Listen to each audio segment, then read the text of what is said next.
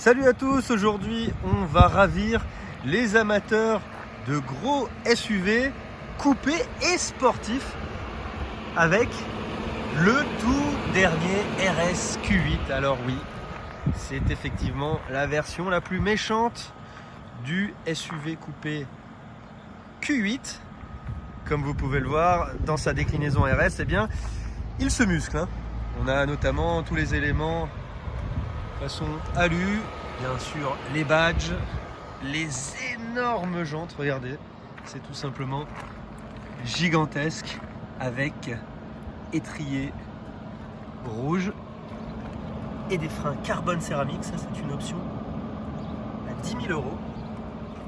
Des jantes 23 pouces, hein, pour la petite histoire. On a également tous les éléments comme les rétroviseurs, le petit béquet à l'arrière et bien sûr le diffuseur en nid d'abeille avec ces deux énormes sorties d'échappement ovales.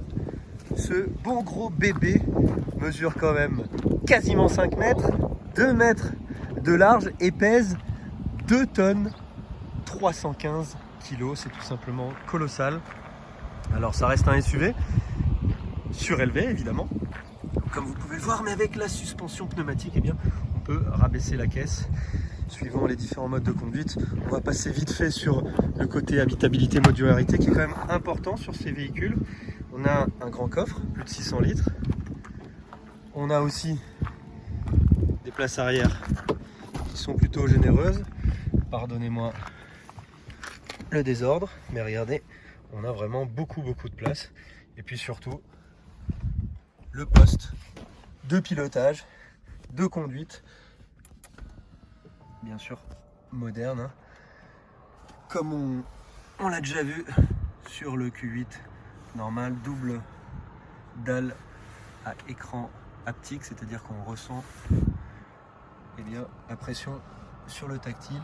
On a des éléments propres évidemment à la version RS, comme le carbone, la sellerie en cuir perforé, l'Alcantara aussi, le volant spécifique, tout ça bien sûr c'est en option, hein, avec des tarifs qui sont assez coquets. Là pour notre version d'essai, écoutez bien, on est à 155 000 € de base et là 177 000 pour cette version, avec notamment les freins carbone céramique à 10 000 €, le pack RS Design à 2000 ou encore de nombreuses aides à la conduite.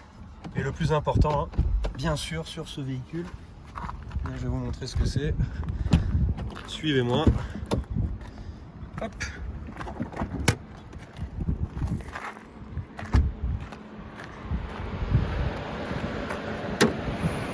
Et ben oui, c'est ça. V8 biturbo de 600 chevaux. On retrouve également sous le capot de la RS6 et de la RS7, 800 Nm de couple.